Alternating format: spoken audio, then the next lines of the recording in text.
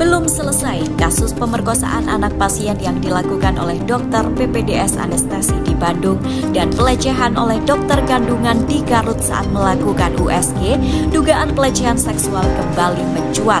Diduga dilakukan oleh oknum dokter di sebuah rumah sakit swasta elit di Kota Malang, Jawa Timur.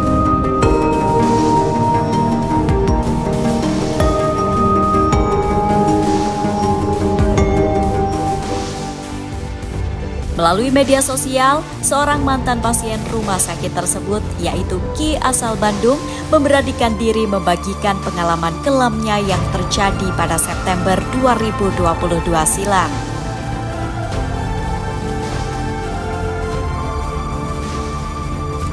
Ki mengaku menjadi korban dugaan pelecehan seksual oleh seorang dokter umum berinisial AY. Ia menyebut pelecehan terjadi saat dirinya dirawat di ruang VIP rumah sakit tersebut.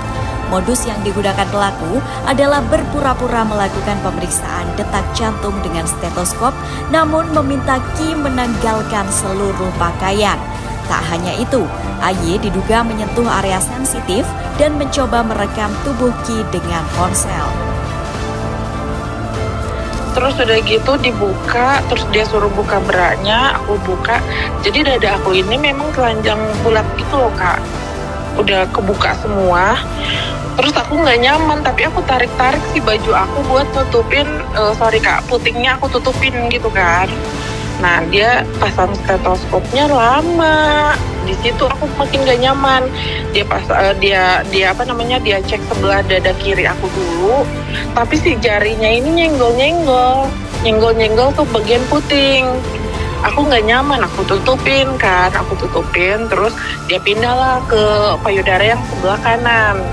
Pindah dan itu lama, itu nggak normal lah, maksudku kayak dokter kan biasanya meriksa cepet gitu ya Kak, pindah periksa gitu.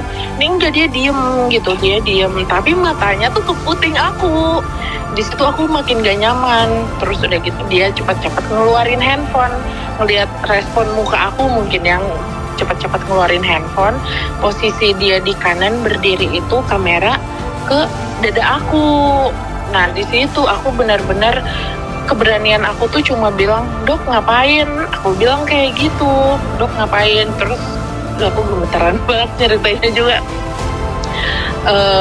Aku bilang, "Dok ngapain?" Terus dia bilang, "Sebentar saya balas WA, bentar ya, belum selesai periksanya." Dia bilang gitu. Yang tangan stetoskop itu masih tetap di bagian dada kanan? Masih. Satunya ngeluarin handphone. Terus bentar saya balas WA teman saya dulu, tapi posisi si handphonenya benar-benar ke dada saya gitu loh. Terus saya bilang kayak, "Dok ngapain? Bentar saya balas WA teman saya dulu." Terus gak lama aku tutup langsung buru-buru Kak. Itu keberanian aku paling kuat tuh di situ. Aku langsung tutup, terus aku langsung bilang, "Dok udah ya, saya mau istirahat." Itu kalimat penegasan aku, ngusir secara nggak langsung lah ke dokter itu. "Dok udah ya, saya mau istirahat." Terus dia masih tetap ngajak ngobrol gitu. Aku nggak ngerti kenapa dia tetap berusaha buat di ruangan itu gitu loh. Sampai akhirnya, "Dok aku mau tidur, mau istirahat." Aku bilang karena mulai nggak enak lagi badannya. Aku beralasan kayak gitu. Diam selama 2,5 tahun, Ki akhirnya memilih bersuara usai mendengar kasus serupa yang kini marak mencuat. Terlebih semenjak dirinya buka suara, mulai bermunculan korban lainnya. Setelah pengakuan Ki viral, akun media sosial Dr. AY serta data dirinya di situs resmi Rumah Sakit Persada tiba-tiba menghilang.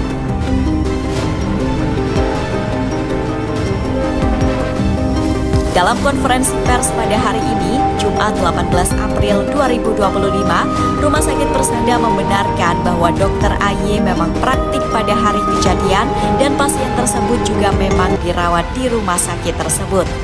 Saat ini, Dr. AY telah dinonaktifkan sementara dan keputusan lebih lanjut akan menunggu hasil investigasi internal rumah sakit. Sikap sementara yang kita ambil itu adalah yang bersangkutan dinonaktifkan dari semua pelayanan di Persada gitu, karena memang kalau Kalau di rumah sakit, aturan rumah sakitannya itu yang terpampang di website itu adalah mereka yang melakukan praktik dan tangani pasien di pesada atau di rumah sakit. Jadi kalau seorang tenaga medis itu tidak berpraktek atau umum SIP-nya misalkan dia habis itu atau kewenangannya dia dicabut, maka dia tidak boleh terpampang di websitenya rumah sakit. Jadi sikap sementara satu, yang bersangkutan dinonaktifkan dari seluruh layanan rumah sakit. Yang kedua, seluruh kewenangan klinisnya itu ditarik kembali. Jadi itu adalah sikap dari kita di rumah sakit melalui etik dan disiplin gitu. Wakil Menteri Kesehatan RI Dante Saxono Harbuono yang beberapa waktu lalu berada di Kota Malang juga turut menanggapi kasus ini dengan serius. Dante menegaskan, jika terbukti melakukan pelanggaran asusila, dokter tidak hanya dikenai sanksi etik, tapi juga proses hukum dan administratif.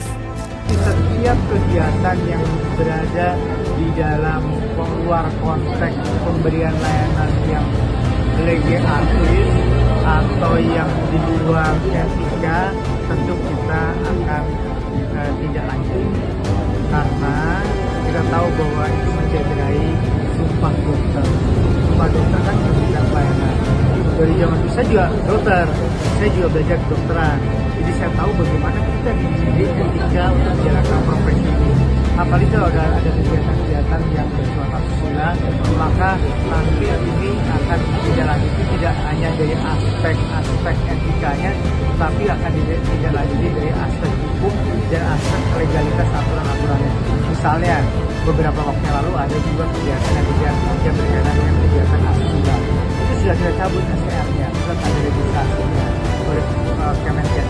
Kalau dicabut tanda registrasinya, maka dia tidak akan bisa praktek seumur hidup. Nah, korban sendiri saat ini telah menunjuk kuasa hukum dan akan menempuh jalur hukum untuk mendapatkan keadilan.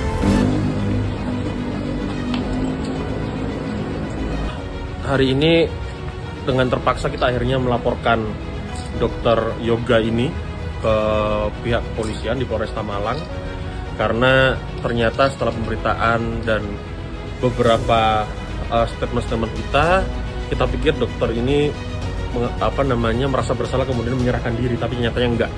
Jadi dengan terpaksa kita mengambil upaya hukum, kita bikin laporan hari ini. Hari ini kita sudah mendapat informasi total ada 4 korban dengan dokter yang sama. 4 korban. Nanti saya akan share kalau saya sudah punya bukti yang lebih kuat, dan siapa tahu yang bersangkutan juga akan melapor. Itu total ada 4, saya nggak bisa sebutkan siapa-siapanya, cuman dengan modus yang sama, dengan dokter yang sama, di rumah sakit yang sama. Berita selengkapnya silakan dibaca di jatimtimes.com.